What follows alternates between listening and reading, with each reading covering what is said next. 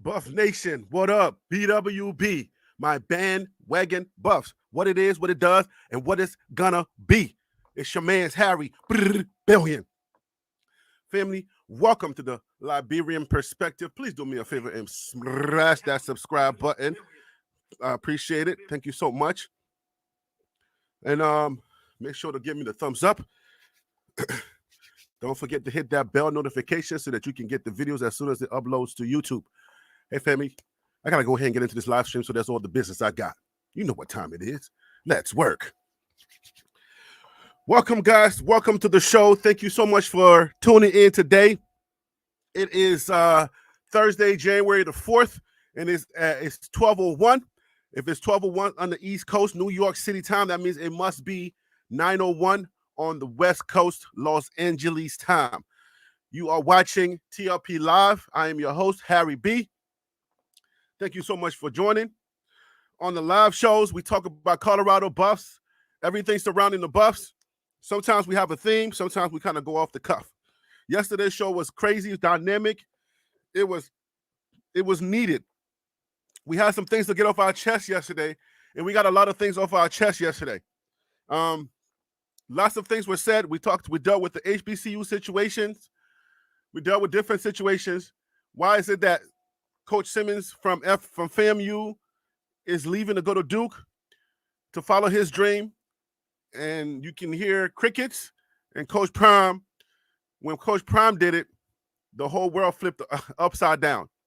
We dealt with all of that, and we got some things off our chest. So that was a show that I kind of threw in there because I felt like that was something that people keep bringing up. People kind of like stuff that we haven't dealt with, things that we need to deal with. You know, phrases that we're throwing around, daddy ball. So things that we've had to deal with, I went ahead and said, let's deal with it. So out of that show, I figured I was like, okay, fine. Some people had some good things to say. Some people felt like we didn't really scratch the surface as to everything that's going on around Coach Prime and the Colorado Buffs or college football. So I want to propose this. Number one, I'm going to try to limit the frequency of the TLP live shows. This is a proposition. You guys let me know if you think this is cool. I want to make it 3 days a week. And one out of those 3 days, I'm going to do Monday, Wednesdays, and Fridays. So we can do like a wacky Wednesday. One of those days, I want to dedicate one of those days to talk about issues that are surrounding college football, surrounding if it has to do with college football, Coach Prime, things that he's dealing with that's not necessarily football. Because I'm not sure if you understand that Coach Prime is dealing with some existential situations outside of football. And some of those conversations are necessary to move the needle forward in our culture. Whether the culture is football culture or it is something that deals with directly with Coach Prime's, you know what I'm saying, Coach Prime culture, the black community. I propose that we do a show. I don't know if you want to call it Wacky Wednesdays, but 2 days we'll talk about football. The third day, we will talk about the issues that are surrounding Coach Prime and college football. If you guys think that's a good idea, let me know. I will appreciate it. All right. I'm also going to allow, you know what I'm saying, the panel to come on. Obviously, the panel, we got panel members who come on. They give their thoughts and their opinions about these situations. So 1 day a week, we'll talk about those situations. It's probably still going to have to do with college football, but it's just going to be some issues that are not directly related to college football. And 2 of the other days, we talk strictly football. But today's show is going to be nice. Today's show, we got to talk about which position room has to have a breakout season in order for Colorado to make either a bowl game or to break into that top 12 playoff scenario. And also, I would say subsequently, does Coach Prime and his Colorado Buffs have to make a bold game for Coach Prime's job security? Not necessarily is he going to get fired, but are the whispers and the things that, you know what I'm saying, the whispers, are they going to be getting a little louder? If Colorado does not make a bowl game in 2024, what are the consequences or the drawbacks of not making another bowl game? Maybe winning 3 games out of 12 or going 4-8 again. What are the implications of that happening? We want to talk about all of that in today's show. And obviously, we're going to talk about more of that as well. Good morning, Phil So Real, DC Carson Music. What's up with you? Real life. Welcome to the show. So, in order for Colorado to make the 12-team playoff, it's going to take a lot more than one breakout room. There's going to have to be a couple of rooms that have to have a breakout season in order for Colorado to make that 12-team playoff. Because I know we as fans, we're optimistic. We have a lot of, you know what I'm saying? We look at the pieces that are being brought in. We look at what we did this year. For me, where I stand at, I feel like we had a pretty talented team. But that talent was marred by a lot of situational stuff that they had to deal with that had pretty much nothing to do with football. And whatever happened, the results did not show, or at least did not meet our expectations. So this year, this time around, 2024, I believe a couple of rooms have to have a breakout season. And I think, number one, it starts with Shedeur. Shedeur has to have a breakout season for the 2024 Buffs to make a bowl game. Very important. And if you're watching college football, if you're watching any of the postseason games, the one thing that's glaring is that the defense, and that's what that boy Rico just said, the one thing that is obvious is that offense is going to score, but defense is going to win you a championship.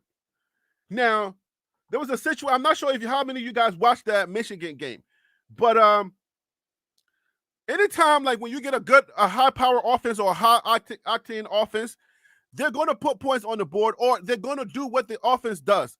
But if the defense is stopping, if the defense is doing their job, it makes your team so much more better. And I would go out on the limb and say that you can have a decent offense, okay? A decent offense. But if you have a phenomenal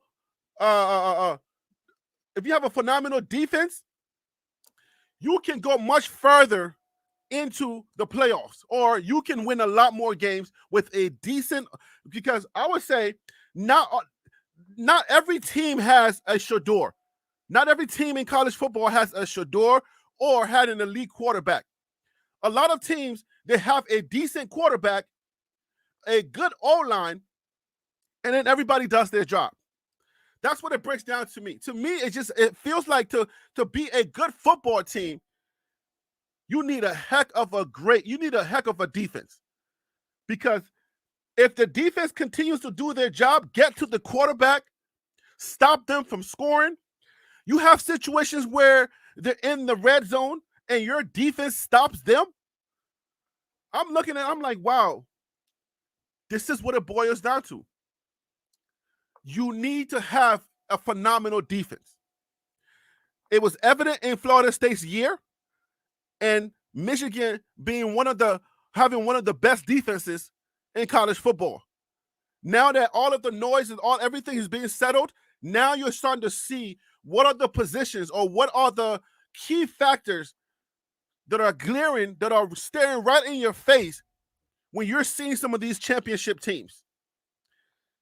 The defense room, I submit to you that our defense has to perform, I would say, extraordinary in order for us to make 12. Now, they can be decent for us to make a bowl, but they don't have to be phenomenal. Now, all right, guys. So listen, this show is gonna be going until 1:30 today. We're gonna have an hour and a half show. I got a situation I got to handle. I got an appointment I got to go to. So this is gonna be a hour and a half show. and the show goes pretty fast. So let me put on the screen, guys. My normal. If you want to call into the show, guys, hot tips for tlpsports@gmail.com. Today, I want you to share, if you can, which position room you think need to have a breakout season in order for Colorado to, number one, make a bold. It could be a couple of rooms to go further into the season. And also, does Coach Perm, does he have to actually make a bowl this year, or you think the writing will be on the wall? And whatever you think. So hot tips for tlpsports@gmail.com. You can go ahead and call in. Let me go ahead and send myself the email now. Go ahead, call in. I'll send you a link. You can come on the show and voice your opinion. This show is going to go pretty fast today because it's only going to be an hour and a half. By the time we get talking real good, the time is already spent.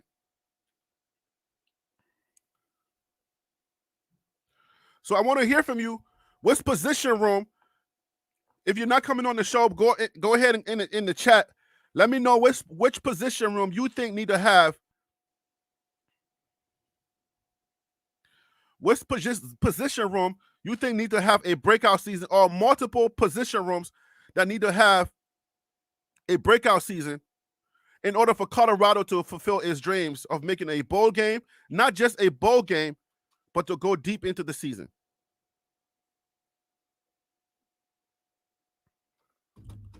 All right, what are you guys saying? T. Nicole, what's up with you? How you doing today? Ohen, what's up with you? DC, what's up with you?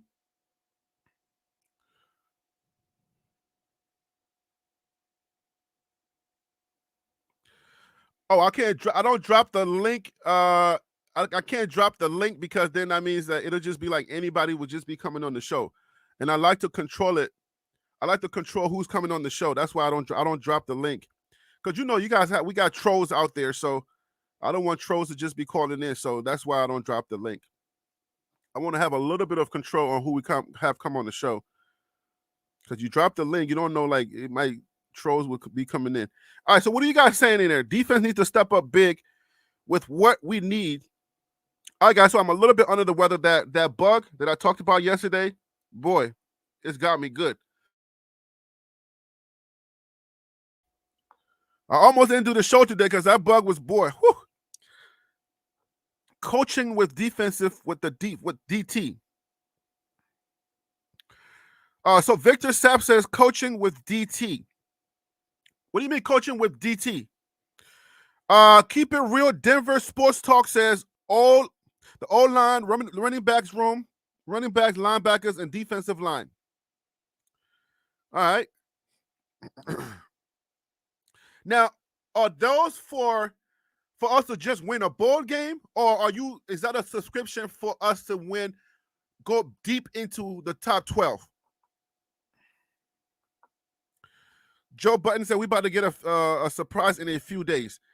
That's actually the news that is around the Buffs currently. Coach Prime is supposedly supposed to be talking to some JUCO players. There are a few players that we're cultivating, that we're courting, and hopefully they'll come on. But nothing yet.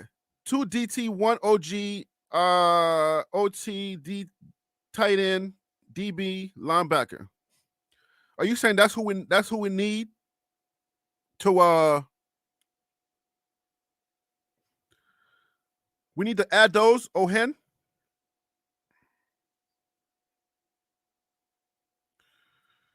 Phil, welcome to the show. Thank you for calling in, man. How you doing today? Yo, man, I'm doing pretty good. How about yourself? All is well, man. I'm a little under the weather. I almost canceled the show today, but I had to, you know what they say in Hollywood, the show must go on. Hey, listen, I got a honey and garlic concoction that we use down here in the South. I'll email it to you. Trust me, it works. Okay. And my Jamaican mother-in-law, she uses it as well. And trust me, it works. I'm gonna make sure I shoot that to you before the end of the day, man. I got you. That's what's up. Well, we've been talking in details about what needs to happen in order for Colorado to make a bowl. The first thing I want to discuss is, does Colorado need to go bowling for Coach Prime's job security? Uh, I don't think they need to go bowling for his job security. But I think them making a bowl is a fair goal to have for him and anybody else part of the CU Nation. So, with all of the lofty expectations that Coach Prime, you know, that Coach Prime has mandated, you don't think? Do you think that he needs to, whether it's for job security, or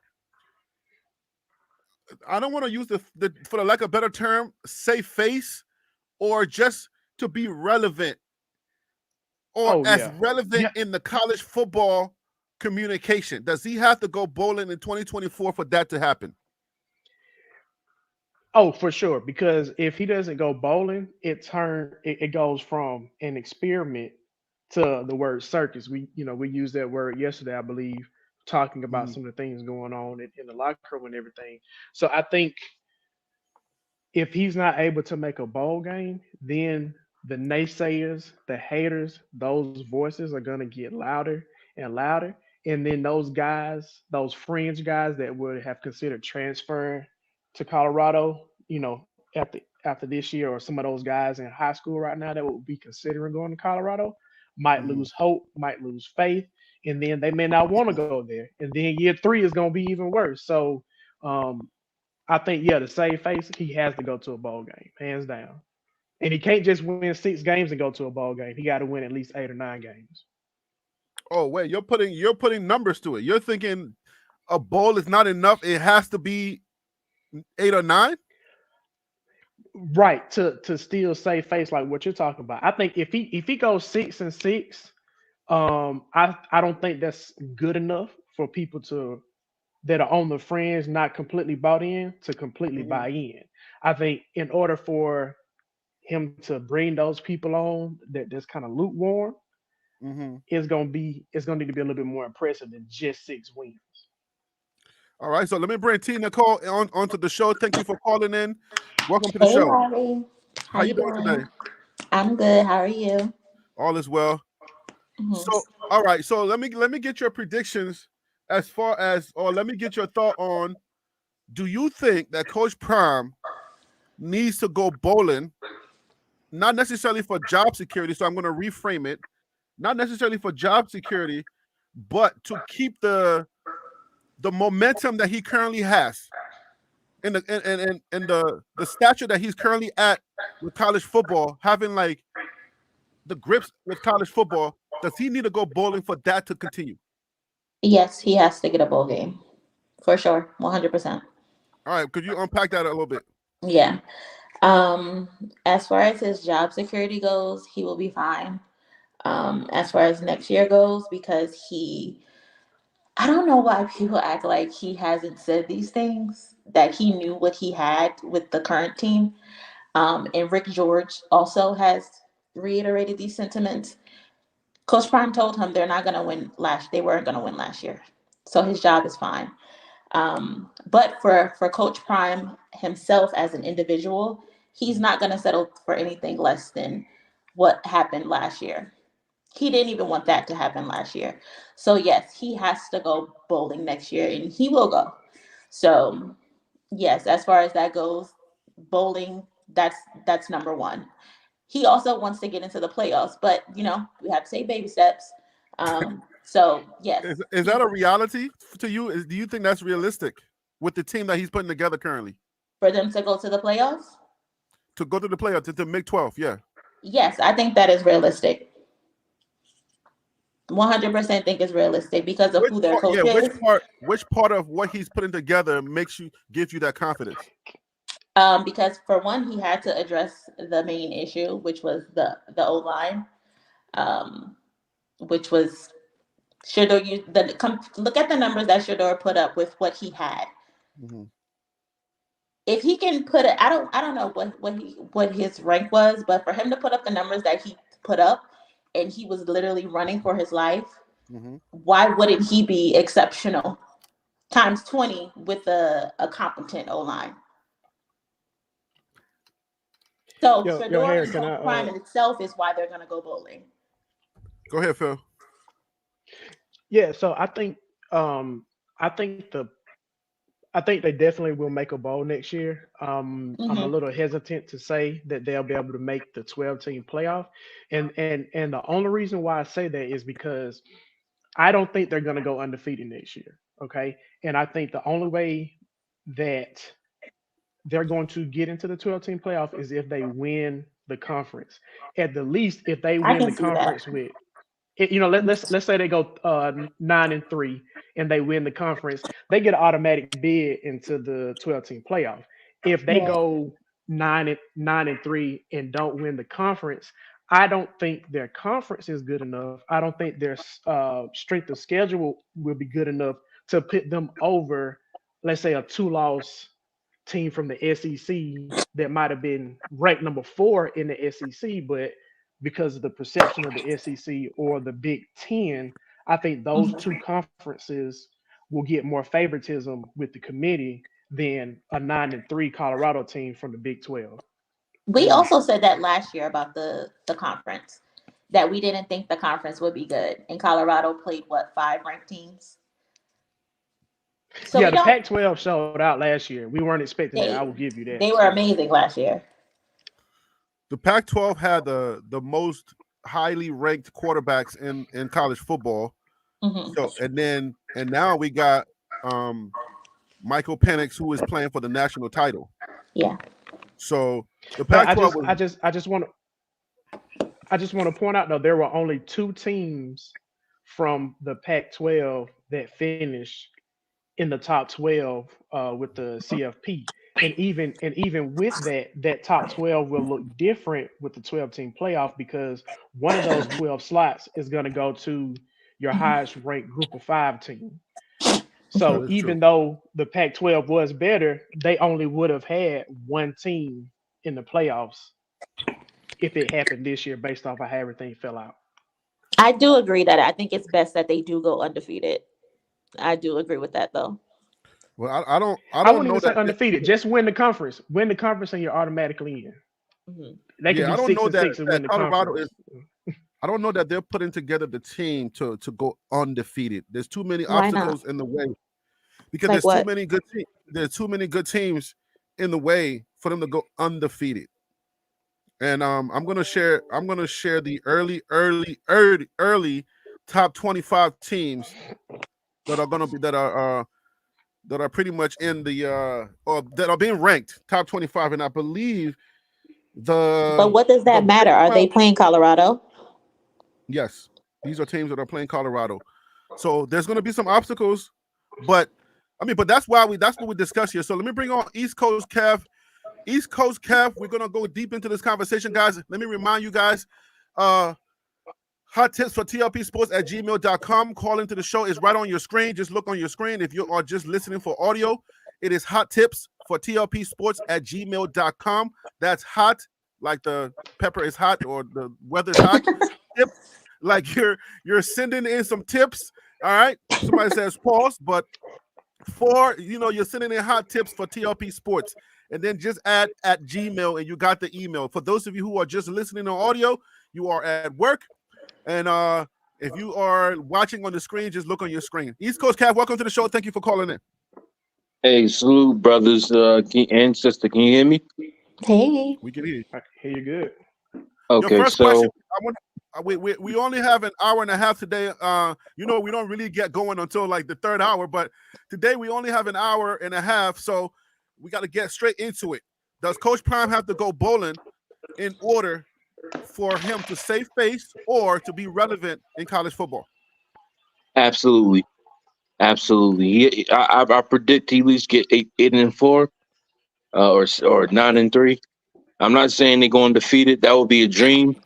But with Kansas, uh, Oklahoma State, and I think the South Dakota, I don't know. I don't know about undefeated, but he needs to at least go 8-4. Anything less than 7-5, no. Agreed. Agreed. You said anything less than 7-5? No. Nah, I couldn't accept that. Okay, so you're not accepting it, but as far as relevance, let's talk about relevance. If he goes bowling, do we say, do we give him that grace to say, well, they came from a 1-11 team, he went 4-8, and now he's going bowling? Is that going to be the narrative, or do you think people are going to be like scratching their head, like, come on, bro, you got to do better because of your expectations? He has to do better. You see how they're acting now? When Yeah, he knew they weren't going to win this year. They even predicted they would only probably get one win this year. They got they four, called and you him. Yeah, see they how they're said 3 still games. acting. The spread in Vegas had him 3 games. He won 4, so Like, it's anything that he touches, he's expected to do amazing at it. he will. So Harry, your question, you were asking, does he need to go bowling to be relevant? I don't think he needs to go bowling to be relevant. It's Deion He's Sanders. He's relevant always going to regardless. be relevant.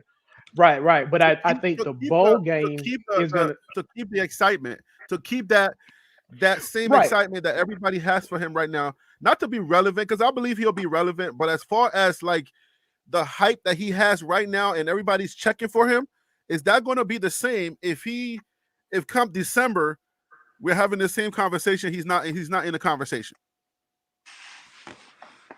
No, I think I so. don't think the hype or the energy will be the same around it. No. You know why I think it will be?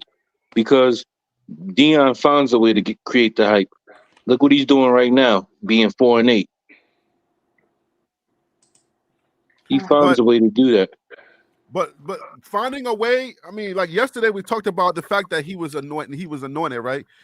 Now, whether he finds a way or not, I don't know that he has anything doing for that, because I think he's just all he has to do is just walk.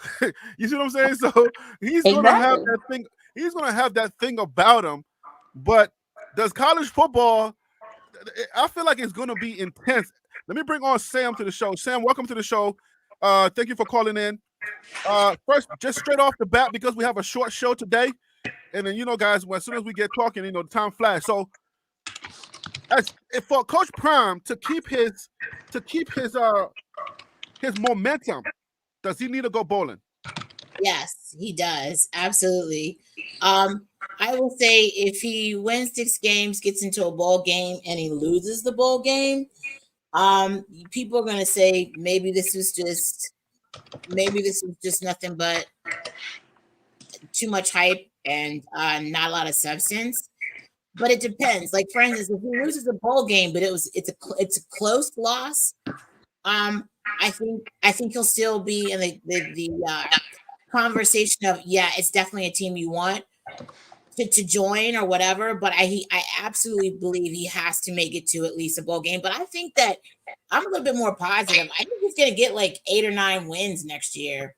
So I feel like Right. Didn't you say 5 before? Yes, I said you're absolutely right. I said 4 or 5 because of DC Kelly. Remember, I went off on DC Kelly, but now that he's gone, since he's gone, I've Sam is changed. feeling motivated right now. Gotcha. Like since he's gone, I'm like, all right, this is okay. We can do this now. He's gone. So now I'm like, I think you could do like maybe at the least 7. He might even do 9. So I'm very positive at this particular point. So for me to even have the conversation of a bowl is ridiculous because of course he's gonna get the bowl. Now it should be how many games is he gonna win? He's gonna win like maybe 8 or 9. So I'm good. I feel really confident. All right, so let's deal with this little news that we just got. I'm gonna bring DC Carson on. DC, what's up, man? Thank you for calling to the show. Welcome. What's up, everybody? How you doing? Harry B. This is from Ron. Harry B. Buff fans just received some terrible news from JTL, that's John the Liquidator, that Bishop Thomas has been suspended for violating team rules. I know this had to hit Coach Prime hard because it's his dog. It didn't hit Coach Prime hard because Bishop has been, if you've watched the Amazon Prime show, Bishop has been a hot mess all 6 or 7 episodes. So it's not a shocker. John is just doing his John thing. He didn't even know what happened. So y'all have to stop listening to him, but I'm not gonna go there. I want to know what rules did he violate? So yeah, what does anybody have the details on this? Because this is new No to me. one knows what I heard rules he about it. violated, but Bishop, like I said, has been a hot mess. Bishop has missed meetings because he said he was busy. Bishop had to be restrained by 4 people because He lashed out at the whole team regarding the Oregon game. Bishop has told Coach Mo, get the fuck out of my face because you're not my dad. Bishop has been a hot mess. Mm. And that's just what they showed. And yeah, that's just what they showed. You can only imagine what they're not showing. Let me just say this. People get too caught up in what they see and they think they know everything, and they're reacting on just that. Like what we know is what we see in the documentary. There could be things that were happening that we didn't see, that didn't make the documentary for maybe legal or privacy issues. Even with this whole thing about Willie Gaines and stuff like that, like none of us really know all of what goes on behind the scenes. So I think we have to kind of like, I know I'm sounding crazy because I know I've been negative for a while, but I do think we have to trust the process a little bit and know that Coach Prime is making decisions based off of his experience, based off what he's dealing with. And we just have to trust that he's making the right decisions. Again, I feel very confident that Kelly is gone. So I'm back on the hype train. I don't know. I don't think you've been. I think you've been realistic. And to confirm what you said, in that Stanford game when they were up and they were starting to lose, they were on the sideline arguing. So I could kind of agree with what you're saying. So Bishop has some issues like Juju. There's a few issues on. So Bishop, when we say that Bishop was instrumental in that defensive line for us to for next season, would y'all say that he was instrumental or no? Yes. The games that he played, yes, he did. Oh, he did well. He did really well. So, Yeah. So what does the suspension mean then, as far as us going bowling then? Say that again. What would the suspension, him not being on that line, what would that? Because he's a tank, man. Like that. To be honest, I think it means nothing. It's during the spring, so it doesn't matter. Yeah. But and to be honest, I just think he's in the doghouse right now. I think he will be back on the team, but he needed to be put in timeout. That's all I think. Oh, okay. So let me just clarify. So suspension indefinitely doesn't mean that he's not going to play the season. To be honest, it could just be a situation of them leading up into the next season. Okay. Right. So it just means they don't have an end date. This is not an NCAA suspension. This is a this is team. This is Coach Prime. Okay, this is Coach Prime's doing. Yeah. So Coach Prime can release him after a few days. And if Bishop doesn't get his stuff together, like we said, like me and Sam have watched, Bishop is very lazy, and he just thinks he can just roll with the punches. Bishop has to mentally get himself together, or he's gonna be replaced. He's gonna be replaced if he doesn't get his stuff together. All right, so DC Carson, thank you for joining the show. Like I said, the question goes to you. Coach Prime has to win, or at least go to a bowl game to save some face. First, I want to say he can go 0-12 and going to keep his job. It might not look good, but you don't fire Coach Prime, not at this stage with where they were. That would make no sense because yesterday we talked about investing, and he is an investment. As far as bowling, yeah, I think he has to. Early Vegas lines have Colorado at 6 games. I think 7-6 with being 6-6 regular season and then winning the bowl game is probably the realistic view of it. But I can easily see them winning 8 games or 9 games, heck, even 10. But I can see them going 4-8 again. But so I would say, I believe they go 7-6, and that's a good. That would be a good year for Coach Prime and Colorado. All right, since you're already talking, which position group or groups or which rooms need to have a breakout? And I emphasize breakout, not just play good, but have a breakout season for all of this to be possible. Okay, so I'm gonna say it like this: USCF just got KJ Jefferson from Arkansas, and they've had like 2 or 3 of the top receivers in the Big 12. A lot of that stuff is going on. So what I'm saying is, Colorado's going to score, but if they don't do that defense and get that defense up, they can easily be matched on score, if not outscore. That's the difference. Shador's going to do his thing. Shador's going to be Tupac Shadur, as I done seen out there. He's going to do his thing. Right. But put that on a t-shirt. Somebody put that on a t-shirt. I like that. Gonna do his thing. I said the same name. Yeah, Tupac Shadur. Yeah, he's gonna do his thing. but the thing is going to have to be is that they have got to get a bend, don't break defense. If they can do that, they're good. If they don't do that, again, 6-6 probably what's going to look like. So Appreciate it. defense and then special teams, you got to have people that can lay that ball. Think about it. The Michigan and Bama. Michigan's kicker almost took them out the game, but Oh my Bama's kicker and their punter kept them in the game. You yes. gotta have those things to be able to get up into. I mean, Told to you, that Harry. 9 and 10 wins. You gotta Yeah. have that, and then a good kick returner. And That's again, a good important. kicker. I told you, Harry, the other day. They need a kicker, man. I really Wait, love you Mata, talking about? but What do you mean kicker? they You need mean help. like Are we talking Mata or no? We talking I'm about not talking Mata because Yep. Mata is good under 39. Mata is good, but That's the when you think problem. about it, He's but not a what, big leg kicker. He's not a big right. leg kicker. He's accurate, but like if you look at some of them teams, them dudes out there nailing 50-yarder, like Bama's kicker nailed two 50-yarders. Yep. And So that's Yeah, to be Will honest, Riker. some of them on the staff didn't believe in Mata as well because Sam, I'm sure you saw it as well. Last night, they showed the ending of the Utah, well, a part of the Utah game where Mata had to kick, and Coach Prime was calling for Mata, and everyone on the sideline was like, "Coach, it's too far, it's It's too too far," long. and Coach Yep. Prime was like, "No, get me Put him out. Mata." Like Yep, he you're was right. demanding him, and thankfully, I think it was 47. Mata made it, and Coach Prime hugged him, was like, "Don't ever doubt Mata." So he believes in Mata, Right. but I think they need someone else because, like you say, he got them little thick legs. Yeah. And I I'll got say this. I'll say this because somebody's saying that Colorado has a good punter.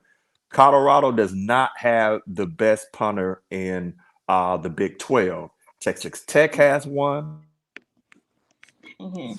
The other OSU. So you got some teams that again, that's field Or position right there, do and we that's need the critical. best, or do we just need to make sure ours is good?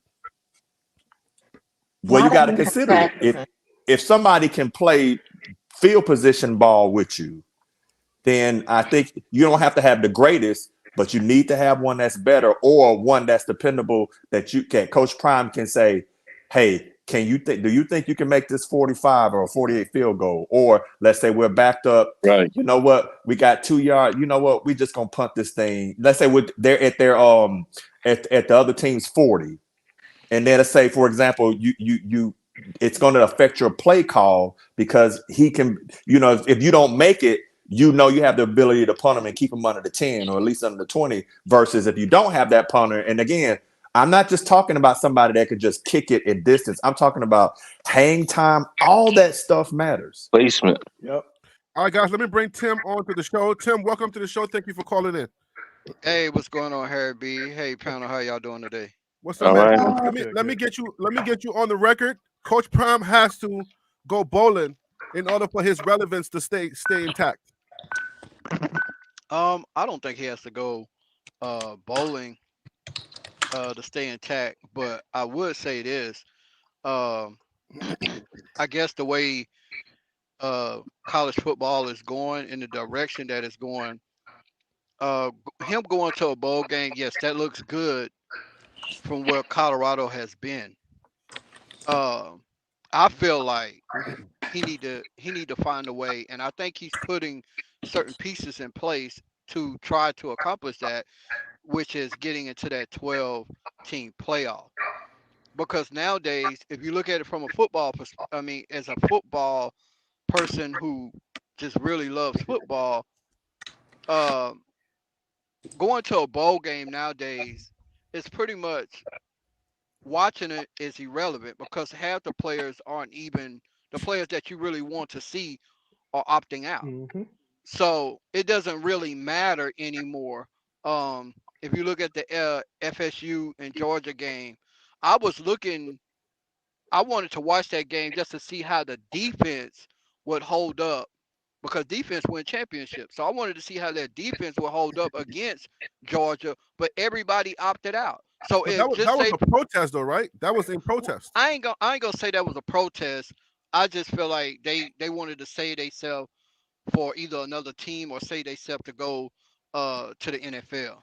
Didn't want to get anything, go out there, blow a knee or anything like that. But just say, for instance, if they do go to a bowl game, I don't want to see them go to a lower level bowl game. I'm looking for more of the higher in bowl games for them to play in. Do Travis Hunter or do Shador play? Because Travis Hunter is right now they got him projected possibly to go to New York Giants as the second pick in the draft. So I feel like he needs to get into that 12 team playoff, honestly. And I got them at 10-2 um in the season. All right, so T Nicole, tell me which rooms or room needs to have a breakout season for all of this to be possible. The trenches. Simple. Yep. They need to be better. So Way, way Yep. on better. both sides? Huh? On both Yes. sides? Yes, on both sides. But definitely Shador cannot be sacked 55 times. I get it, some of them were on him, but that UCLA game, I could not watch that game. It looked like I was watching a murder. It's They like you have to watching your be own better. son get hit, you know? Bro, it was brutal. They have to be better. Period. All right, Sam. So which rooms you think need to have a breakout season for this to, or for all of this to be possible? Yeah, I would say, just like Tina Cole said, it has to be the trenches. It's got to be O line and the defense, because we got to be able to stop the run, and of course we have to keep Shador upright for at least like 4 or 5 seconds, if at all possible. Because I mean, if you saw the Alabama game, one of the reasons why they struggled was that Jalen Miller was looking like Shador for about a minute in that game. I'm telling you. Michigan was like, woo, child. I wish we could like totally get what they have. But yeah, so we definitely need to keep Shador upright. So the O line is really, really important. And obviously we got to be able to stop the freaking run, guys. We got to stop the run. We need linebackers. We need the defensive edges and stuff like that. So yeah. All right. Okay, so Phil, which room or rooms you think needs to be better in order for us to get to that place, to the glory land? Okay, so I'm gonna try to switch it up a little bit. I'm gonna try to think outside the box here, or maybe I'm just being extra. But I'm gonna go with the weight room needs to have a breakout season, and the reason why I say it is because Colorado was able to start strong with a lot of games, and in some of those games where they had to come back, they were one drive away, two drives away from being able to do it. So I think if their strength and conditioning gets just 10% better, I think it can help them close out at the end of ball games if they have to come back or if they have to sustain a lead. And if you think about it, with that elevation in Boulder, that is going to be uh, an advantage for them. So I think they need to take advantage of it as best they can. All right. So at the end of the day, let's go a little deeper. Let's go a little deeper. Like we're in the trenches, right, Sam? We're in the trenches. Mm-hmm. Is there a specific part of those trenches that we need to be focused on recruiting in order for that to work, for the trenches to work? Linebackers, definitely. I know we got DJ Lundy coming.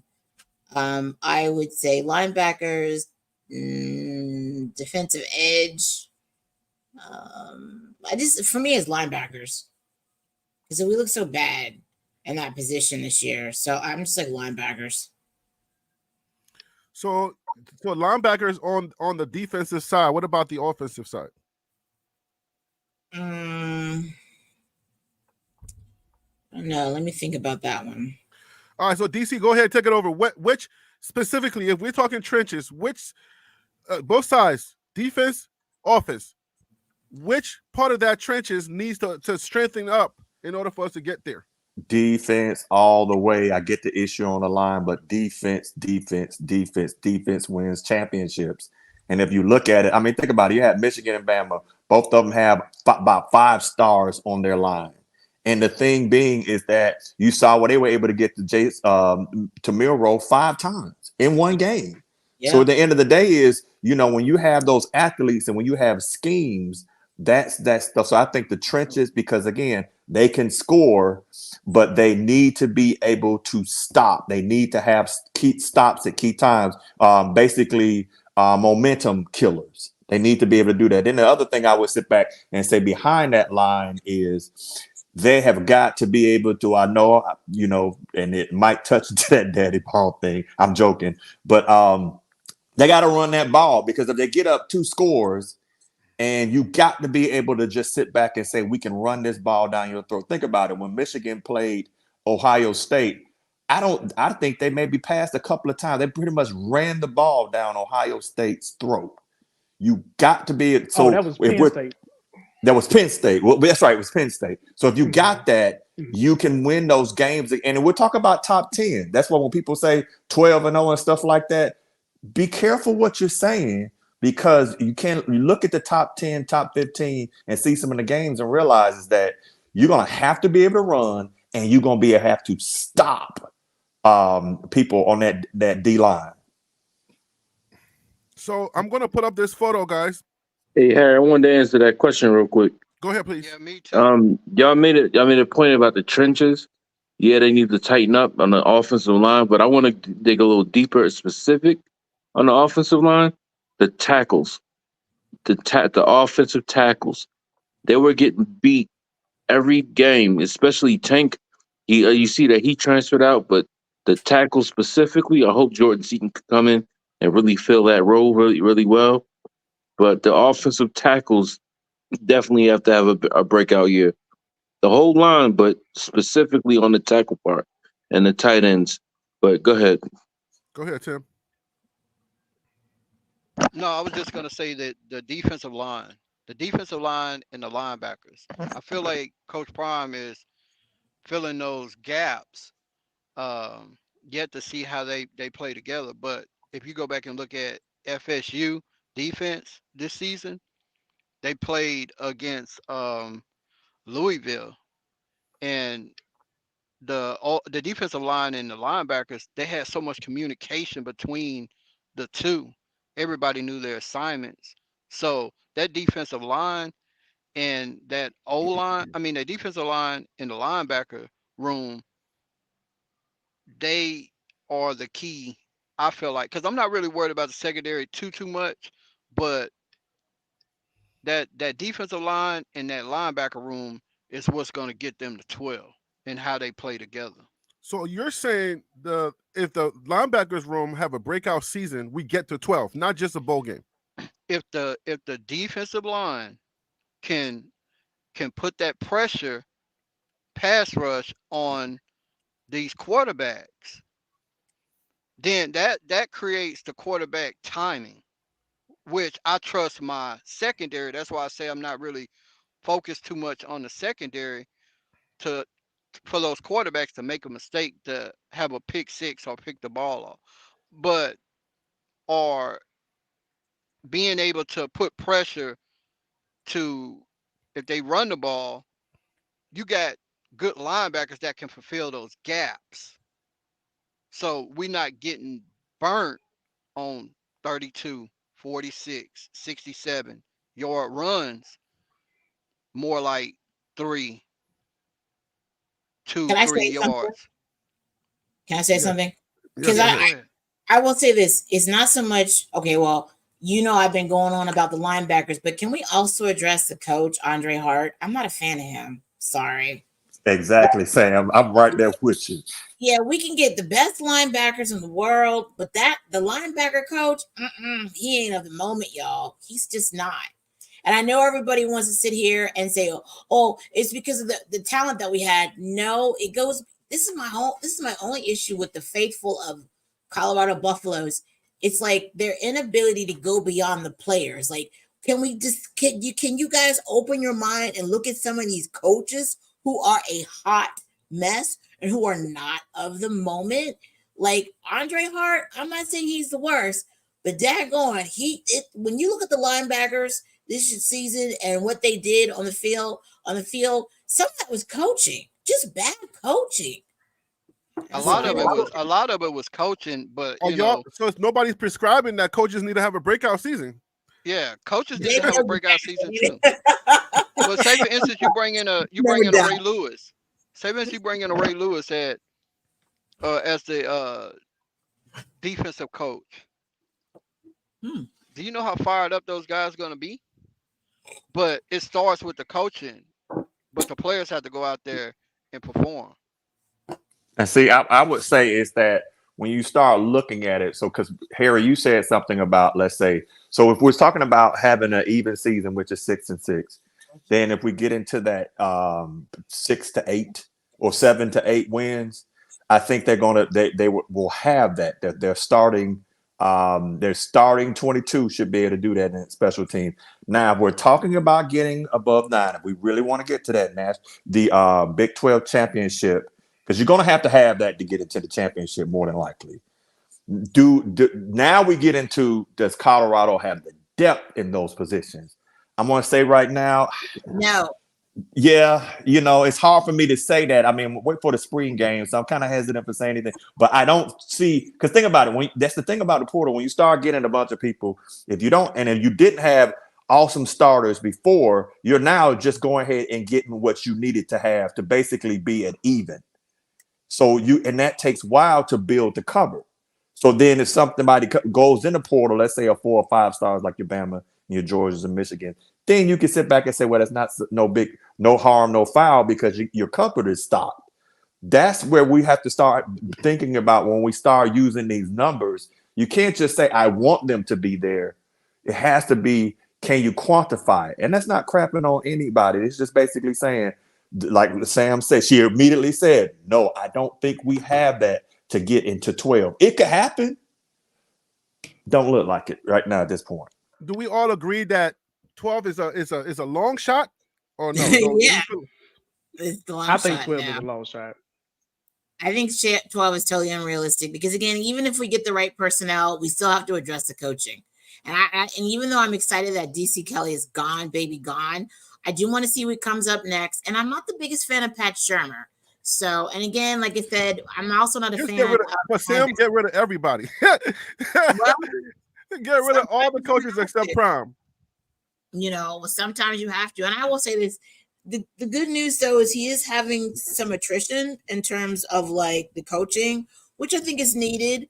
I'm still positive about it. I still believe in Coach Prime, though. So I'm sure that hopefully he will also have time to reflect this offseason and look at some of the things in terms of his coaches that he can do differently next time around and be a little bit more hands-on with some of the decisions of the game. So we got 2 teams. If you guys are looking on your screen, we got 2 teams, number 13 and number 25. That's on our schedule.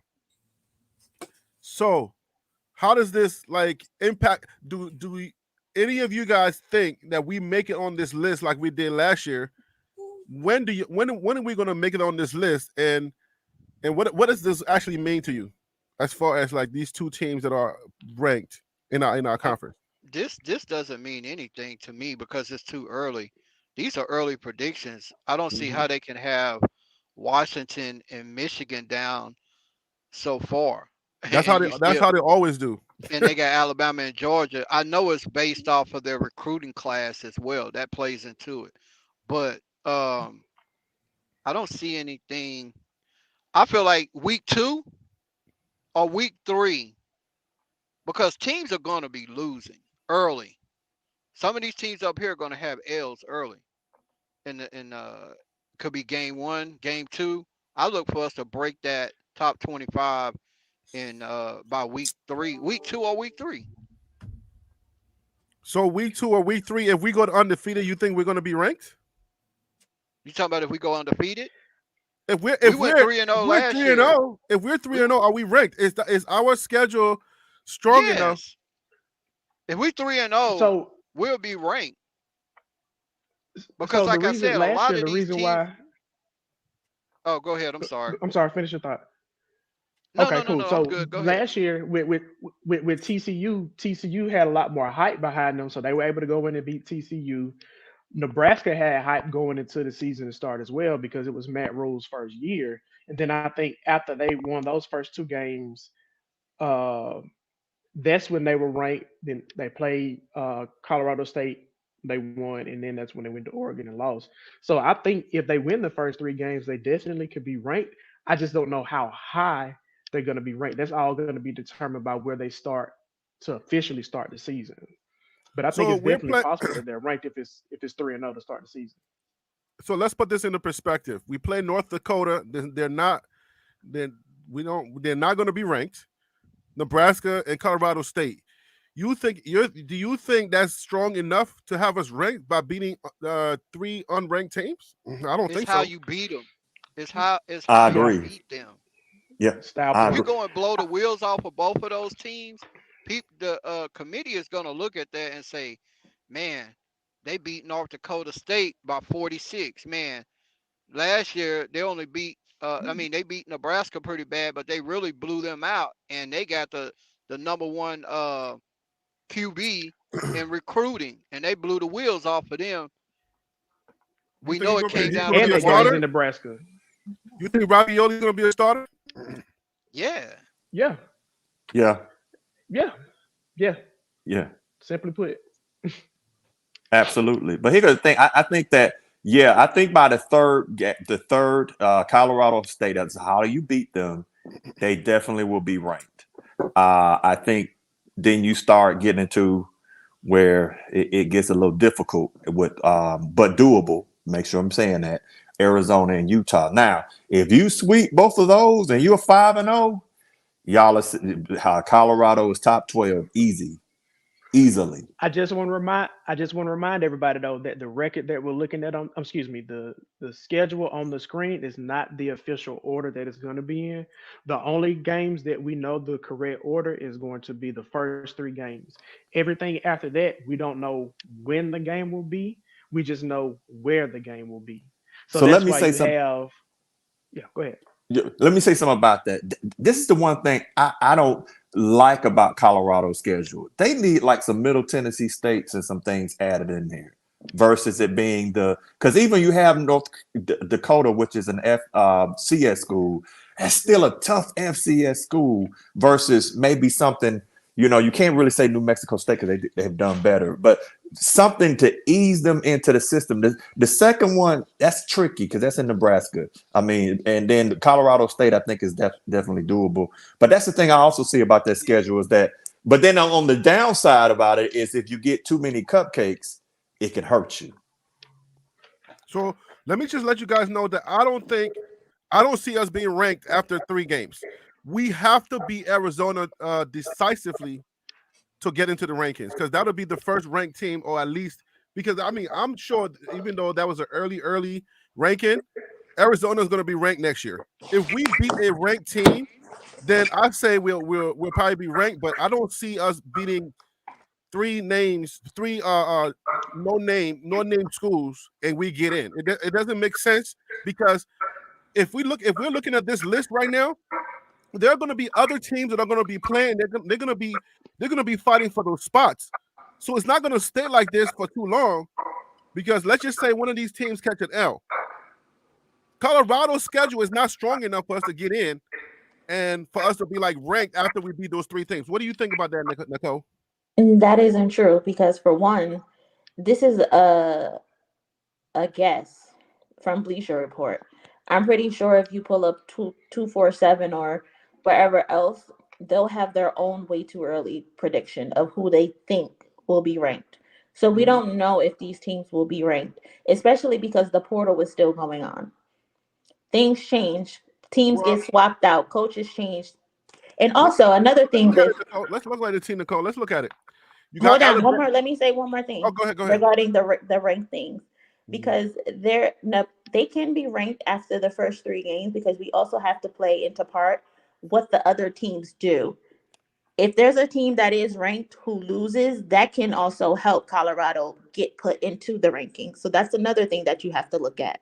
What other teams who are already ranked, what they do, and if they lose, that can also help Colorado become ranked. I personally think they'll be ranked after the 4th week. So I agree with you on that. So we could just look at the first top 3. We know the top the first 5 teams are going to be ranked. That's for sure. Because you got Oregon, you got Texas, you got Michigan, Georgia, Alabama. They're going to be ranked. Now, you can go down and say, okay, Arizona, Florida. So most of these teams are going to be ranked. I don't know about Kansas. I don't know. But Washington's obviously going to be ranked. I can't really say about Notre Dame and is that Purdue or is that Penn State? or number 18? That's Penn State. Penn State. Number And that's 18. Penn. Number Number what is that? 18 is Kansas Oh, State. number 12. Sorry, it's number Number 12. 12. Yeah, that's Penn, I think. 12 is Penn State. Mhm. Yeah. And So then Arizona, then Florida State, then LSU. is there any pushback on any of these teams being ranked? The only team I would give pushback on is SMU. I think that was I think they're just trying to be nice because SMU is going to the ACC next year, Conference. and Mhm. yeah, and a lot of people thought they had a really good season last year. So I think they're just trying to be nice with maybe going with an outlier, so to speak. I got some pushback on it on that. Mm-hmm. Like he said, SMU, Ole Miss is going to be good next year. Um, and they recruited well.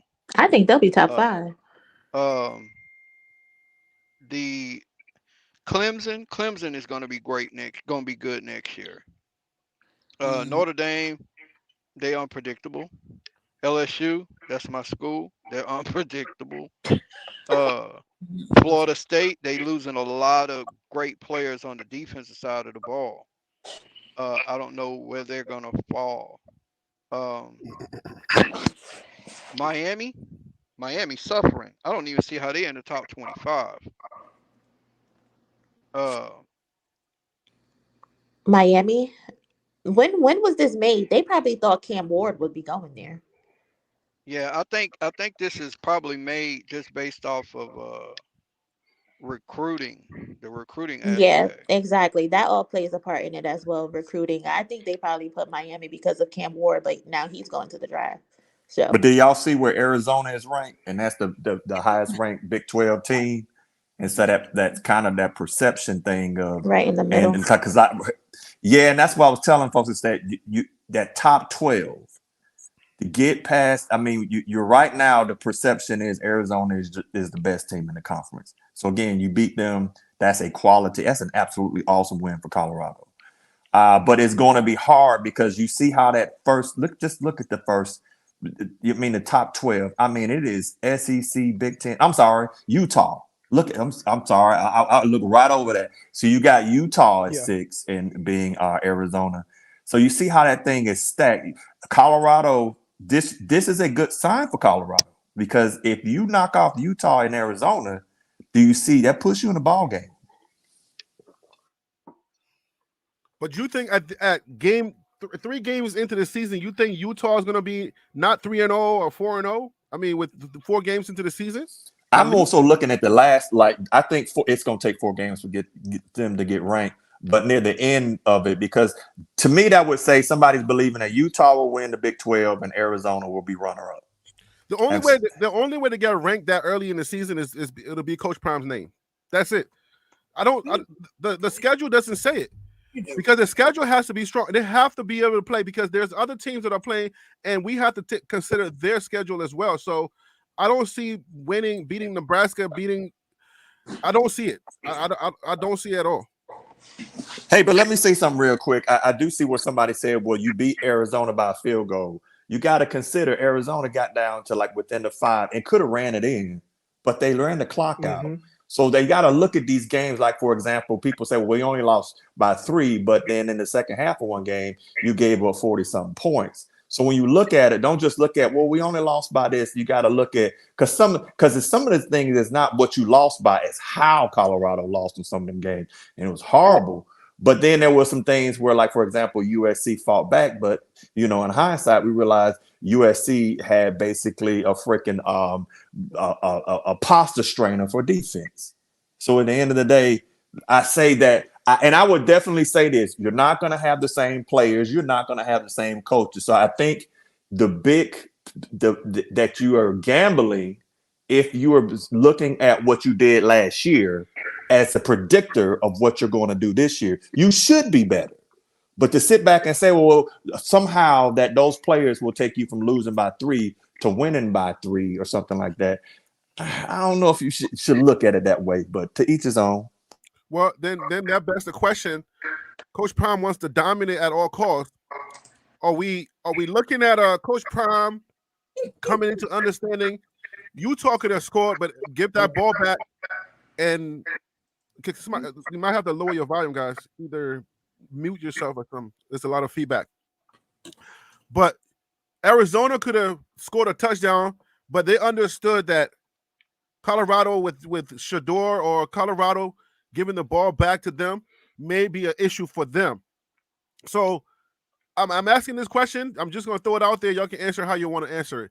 Coach Prime is always trying to dominate.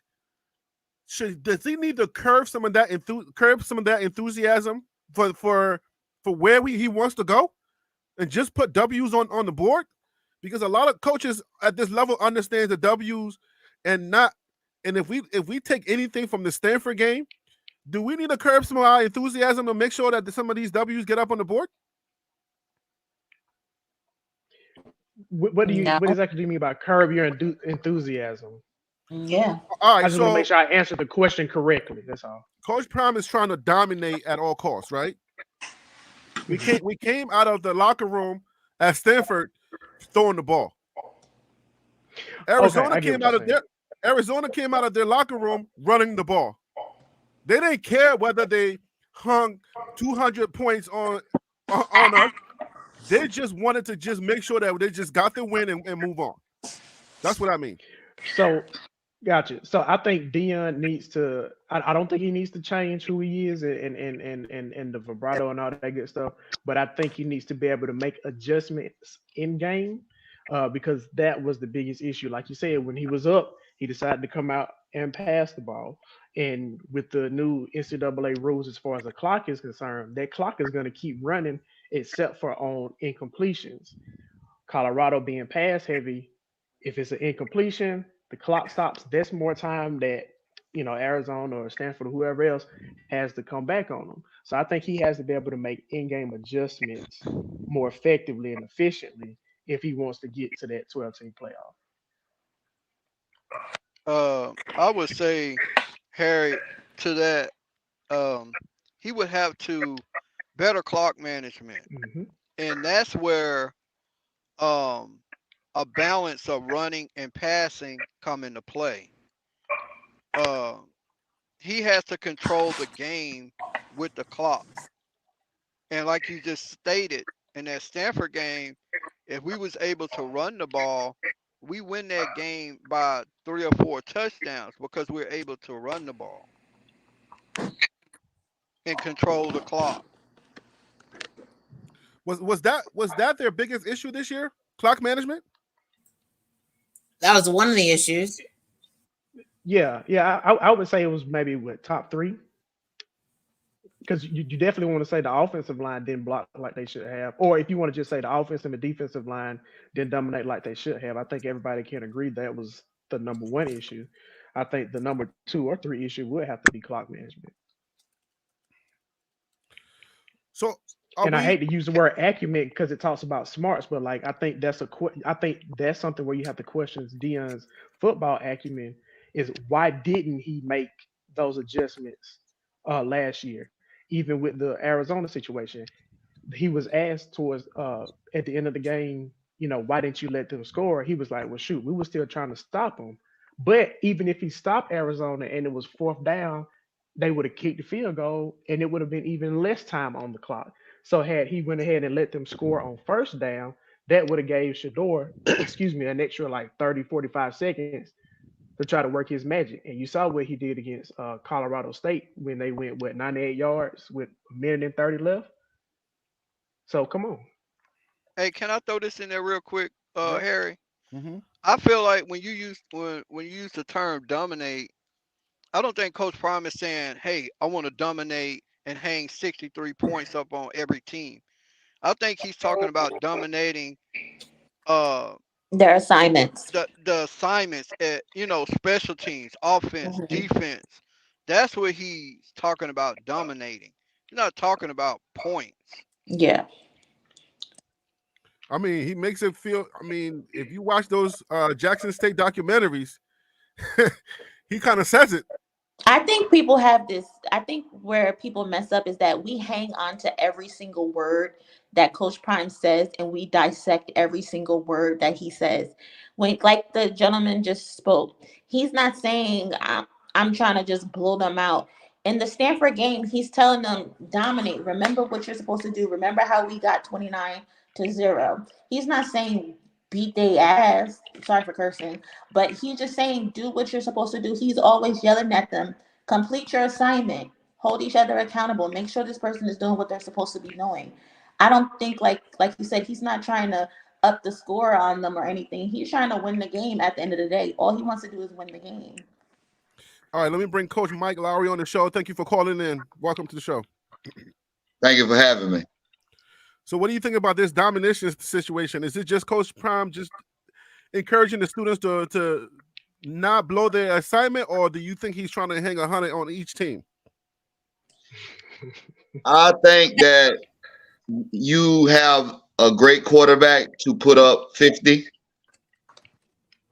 But when you don't have the trenches on the same level with you blocking for you, if you go back and watch those games, the 1 through 3, those guys was blocking their butt off. Shedeur had so much time to throw the ball. But when you got into that Oregon game, things changed. And a lot of people like to say that, well, the teams got video and game film of them. But you can actually see the offensive line not buying into what was going on. So we got different guys coming in. We got more urban guys going to be on that line. So we shouldn't have that problem. I think that we will dominate. I believe that the way we have critiqued Coach Prime for the last 9 months and what he's been listening to, how his ear is to the street, I think we're going to see some shootouts because you're going to the Big 12. And if you look at what happened with them during the bowl season, they put up a lot of points, the Big 12 did during the bowl season. And also they had a balance attack. They like to run the ball as well. So Coach Prime has to get it in gear. He can't throw the ball 50 times. He's going to have to be balanced. He's going to have to get his big guys pushing forward. We're made to go forward, not go backwards. And so once we get a dominating mind frame where we're going to run this ball, we're going to give the ball to a guy that got 16 touchdowns his freshman year,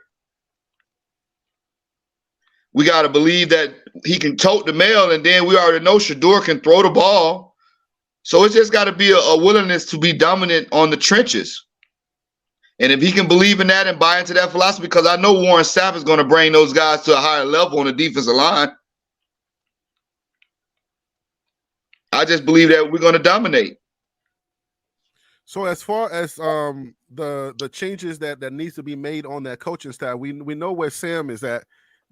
Get rid of Hart, bring in all new coaches, leave Prime. Now, we still need a DC. We still need an OC. Coach Prime wants to get to 12. It's widely known now, in case you haven't seen it, Coach Prime wants to get to 12. Now, we talked about earlier in the show, Coach Prime has to get to a bowl to save face. So let me get your thoughts on that quickly, and then we'll move on to the last 15 minutes of the show because we are going to 1:30 today, guys. So let me get your thoughts on that. Coach Prime needs to, in order to stay, what is the right words, relevant, or to have the same bravado, to have that same grab that he has on the college football world right now, he has to win a certain amount of games in order for that to continue to happen. Go ahead. Well, go ahead, last year I predicted him to go 8-4 with just looking at the schedule. I seen you had the schedule up. If you want to put the schedule back up, but I believe that like we've been saying, he has to win at least 10 games to be even eligible for the playoff competition. And he has to win his championship, his division. And if he does that, because you can look at those games that he had, he was close in the Arizona game. They're going to the Big 12. He was close in the Utah game. They're going to the Big 12. And there's one more team on there that's going to the Big 12 that he was. I think they did Oh, they. wait. I said 2, but we got 3 games we got 3 ranked teams. Wait a minute. I think I miscalculated. Yeah. Utah is Kansas, on there too. Kansas State and Utah. We got Kansas State, Utah, and Arizona. So that's 3 teams, 3 ranked teams. Isn't that almost reminiscent of Pac-12? You got It's Oklahoma 4. State too. 5. So Kansas, Oh, my Oklahoma goodness. State, Arizona, Utah, Wait a minute. and Kansas State. Yep, you got 5. Yeah. Isn't that the same thing we just went? That's not Murderous Row? Yeah, but those teams can be beat. Those teams can be beat.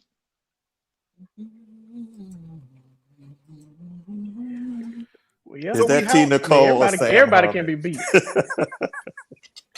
I didn't say anything. I'm over here typing. And if you look at it, Harry, Arizona got 2 easy and, well, in my opinion, they got 2 easy wins, game 1 and game 2. Then they have Texas Tech. I don't know if they play Texas Tech at Arizona or they got to go to Lubbock. If they have to go to Lubbock, that's not going to be an easy win for them down there at all. So Arizona could easily go, and I'm just speculating, they can easily go 2-1. Why Colorado can be 3-0. But it also depends on how they win those games. And again, I just want to point out that the schedule that Harry is showing, only the first 3 games are in the correct order. Anything after Colorado State, that's not the correct order. So it could be a situation where Colorado looks up, because next year each team is going to have 2 bye weeks. So they could have a bye before, let's say, Utah and maybe Oklahoma State. So if you have your 2 byes right before your most difficult competition, I have a little bit more confidence in the fresher team. So Colorado, I would probably give a little bit more. I have a little bit more faith in being able to win that game coming off a bye. But then if you have, 5 ranked teams back to back to back to back, 3 of those games are away games, then that could change the outlook on how I would predict the season to turn out. So I really want to see how that. Do y'all think it'll be fair for us to do a show where we look at the recruiting class on each team that we're playing? Yeah, we need to. That's what you need to do in order to see what they losing versus what they bringing in versus what's the weight on their line, offensive line. What's the weight class on their defensive line? You need to know all those things in order to really have some type of view of what we're going to be going up against. I watched Coach Malzahn from UCF, his press conference talking about recruiting, and again them getting in the QB from Arkansas, which was he was a pretty good QB. Didn't have a necessarily great year last year, and then them having receivers that did pretty well in the Big 12. And I've been going into their pages and looking at regardless, we don't think about it, but UCF has had good programs, and you are talking about a coach that's got a chip. Not saying that Colorado and Coach Prime is not going to do well, but I do think that's why when people are saying these things, I'm saying you can't just look at, okay, well, we lost by 3 last year. You got to go in and see what they're losing and what they're gaining and what the matchup like. And I'm curious what Coach Lowry has to say about that, because just from what you've seen historically, I think that. What do you think how Colorado matches up against most of the teams in the Big 12? Well, if you look at their recruiting, like the Liberian King want to do, they've addressed a lot of areas that's been suspect. Now, yesterday we talked about we need to fill the linebacker position as well as the cornerback position as well as the safety position. So with that being said, coming up in the spring, a lot of these players don't get there. They only have 1 player that's enrolled out of the transport portal right now. So a lot of those players don't get there until after the spring. So that's going to be another thing that has to take place where we talking about. I just heard y'all say how we need to focus on the weight room. A lot of those players are not going to get there till summer camp or after they graduate.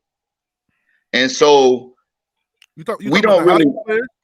No. Transfer players, the portal players. If you go on the portal platform, you'll see only one player is enrolled in the school, and then you'll hear some of the other players saying they can't leave until they graduate.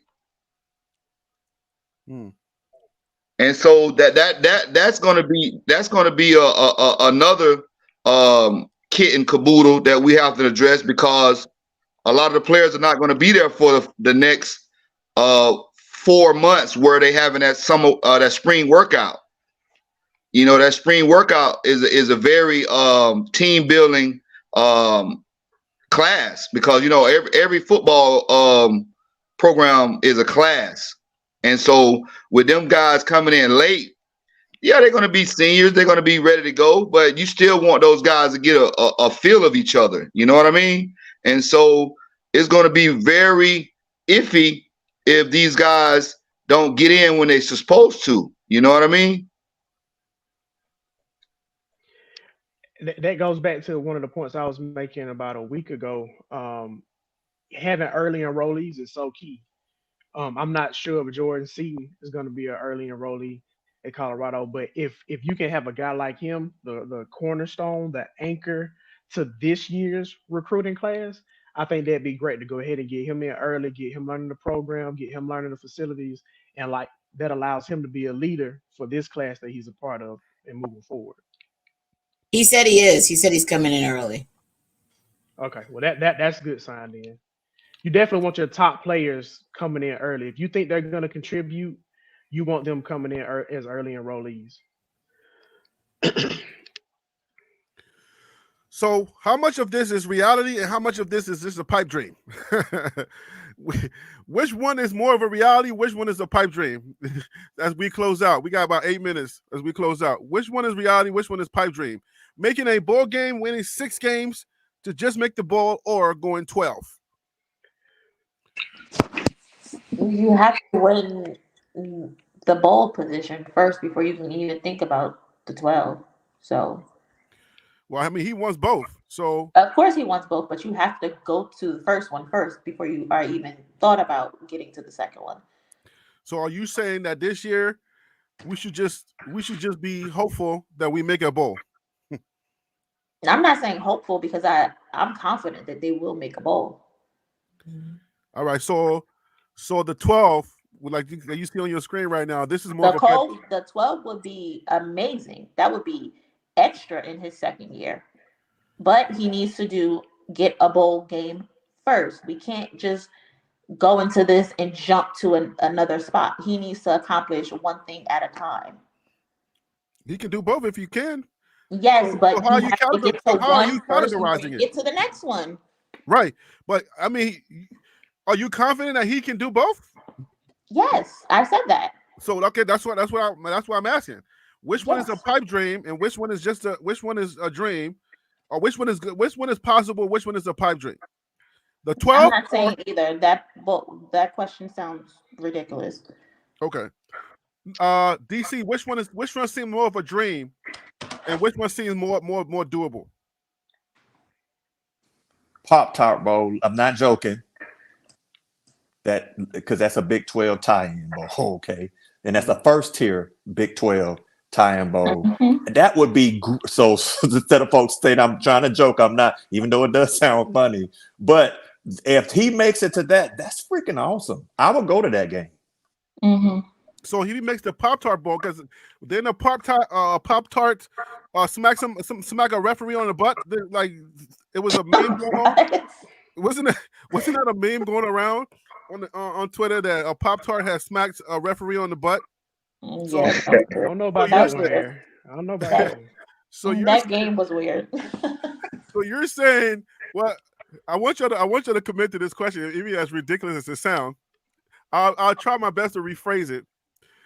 Doable, bowl, more of a dream, The top 12, and I got it on your screen right here. That's a better way to put it. All right. The bowl is Listen. doable. The bowl is doable. The 12 game is a dream for them in their second year. I think they can do both, but we got to do baby steps. So, bowl first. All right, go ahead, Phil. I think bowl game. I think they'll make it. I think they will make a bowl game.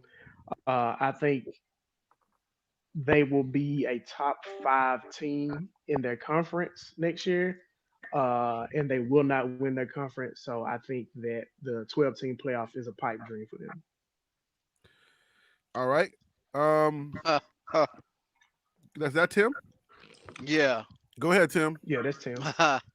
I think a bowl game,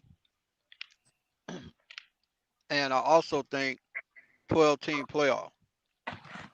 Every school in college football is dreaming, whether it's a Alabama or a Georgia, dreaming to make it to the national championship game. If you don't have a plan for your dream, it's nothing more than a dream. I feel like Coach Prime is addressing those issues to make his dream a reality, which is getting into that 12-team playoff.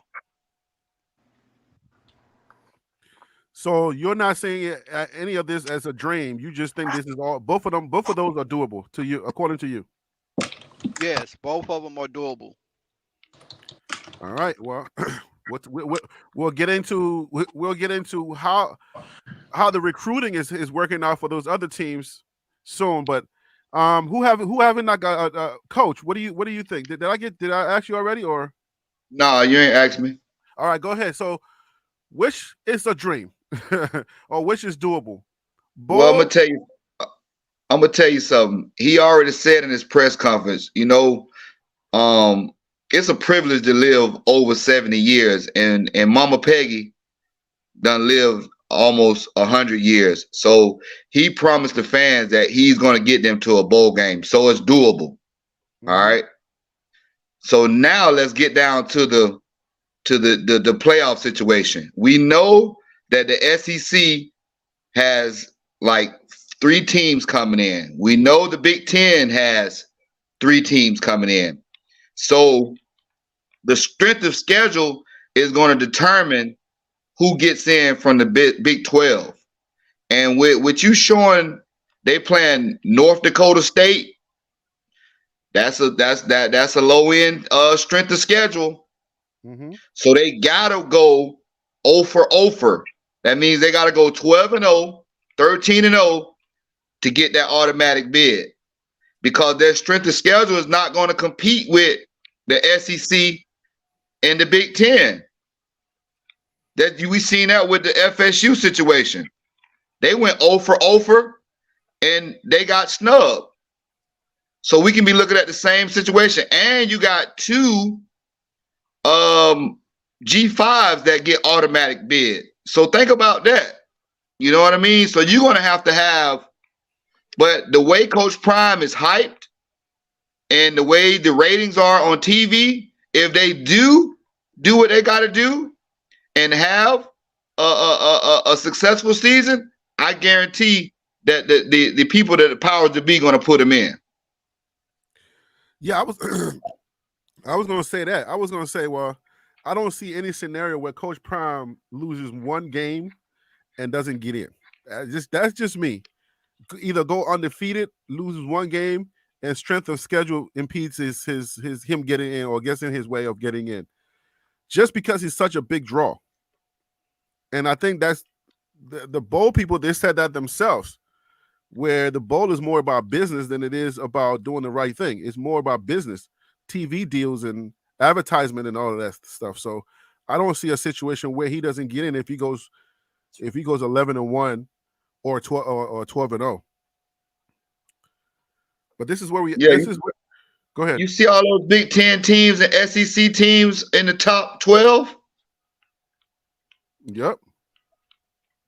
Do you see any Big 12 teams on there? No, I don't see. No. You got Utah. Where's Utah? No, Utah is not nowhere on there. Utah's Oh, not. Utah not is, right. Yeah, Not. Utah is not in this top 12. I'm sorry. That was the one you You showed for got the prediction of Texas. next year. You got Texas, Texas, Yeah. Texas going to where?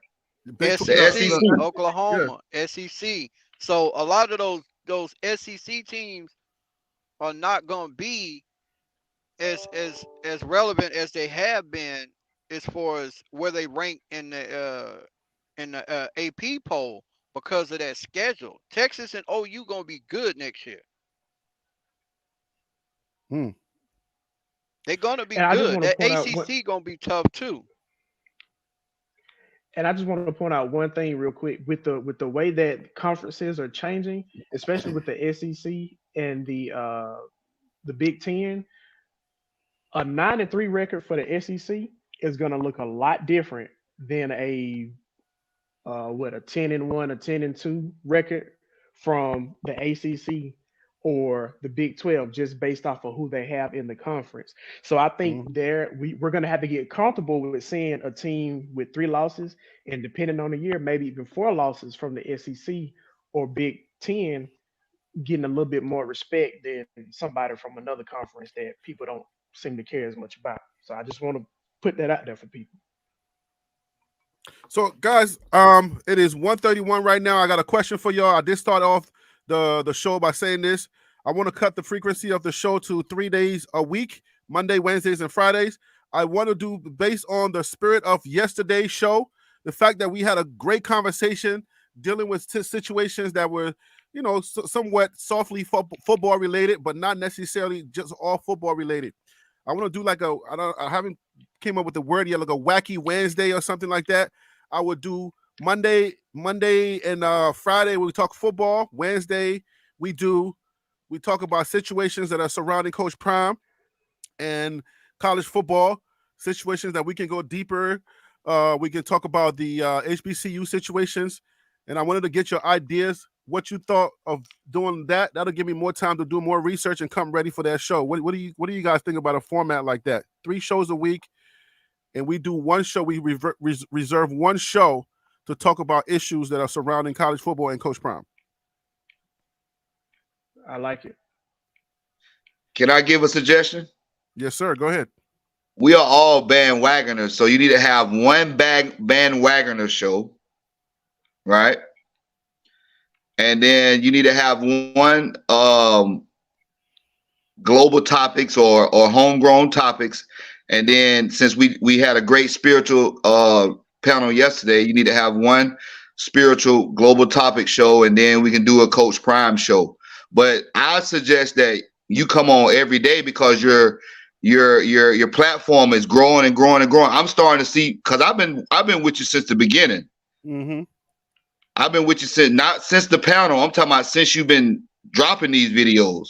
Yes, sir. And I'm seeing people that's coming over here now.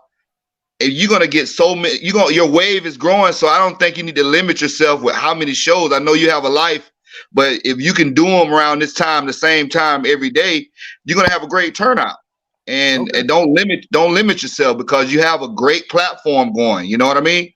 Yeah. All right. Anybody else? DC, Tim, what do you guys think? What are your thoughts? I mean, at the end of the day, it's up to you, brother. I can do it. I do this full time, so I can do whatever. Oh, do it every day. I enjoy it. I enjoy every single day of it. Like you say, having having a topic, a certain topic to talk about, and just sticking on it. But I know we get things change, and we'll come up with something else, and it'll change just over the course of 3 hours.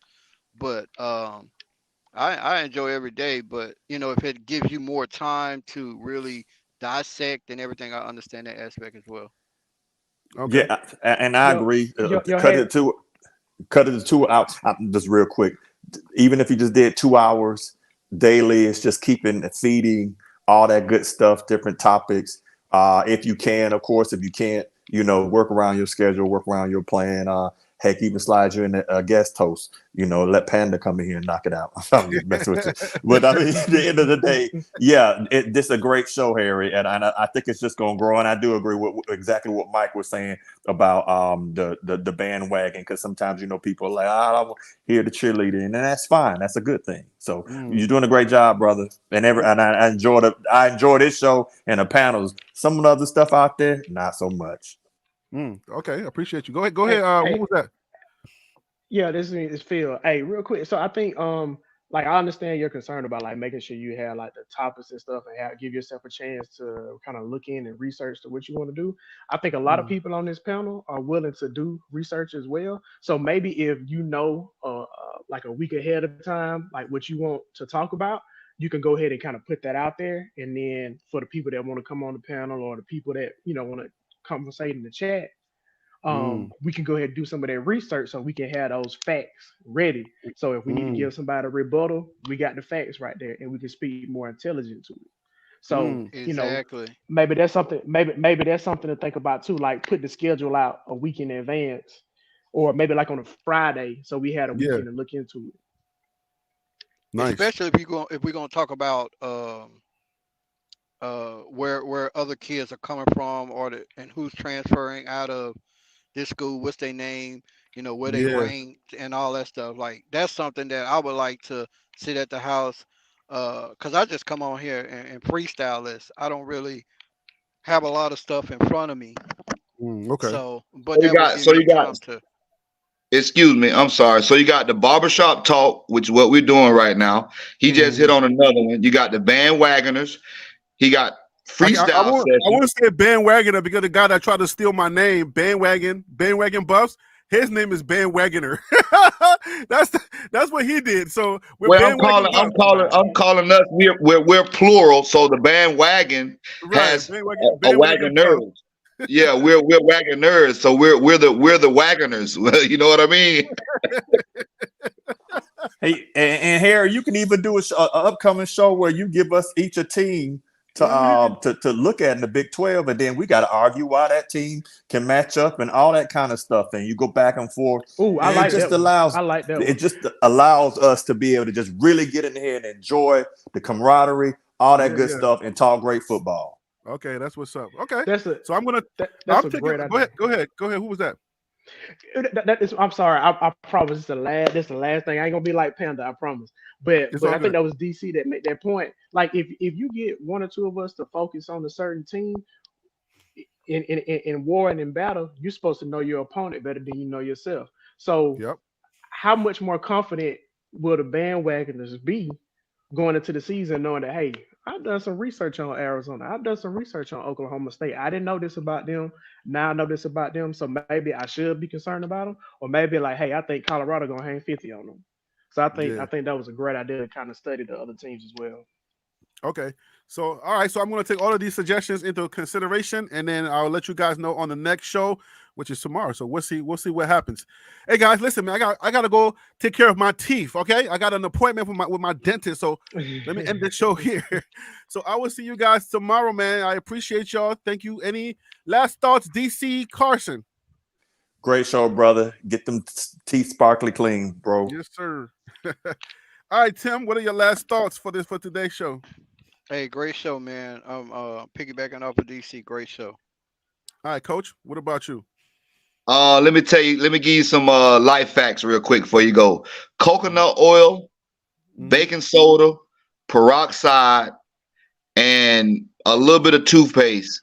Look at my teeth. I ain't never been to the dentist but one time. And the only time I've been to the dentist because when I was in college, my roommate, which is called Plies, the rapper Plies, had me opening up bottles with my tooth and I cracked my tooth.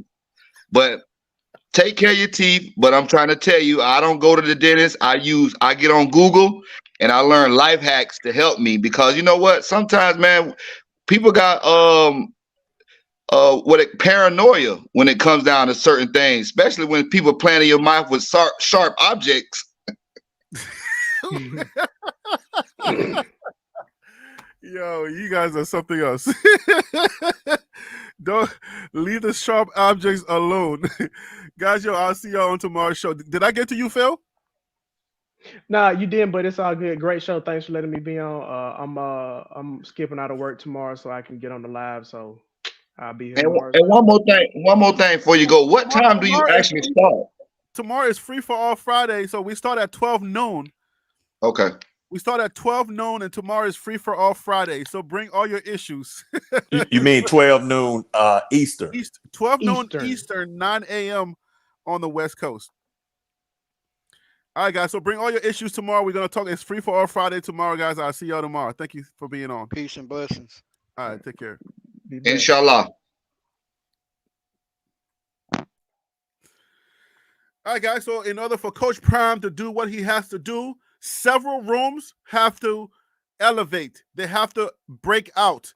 My prescription is the running backs room.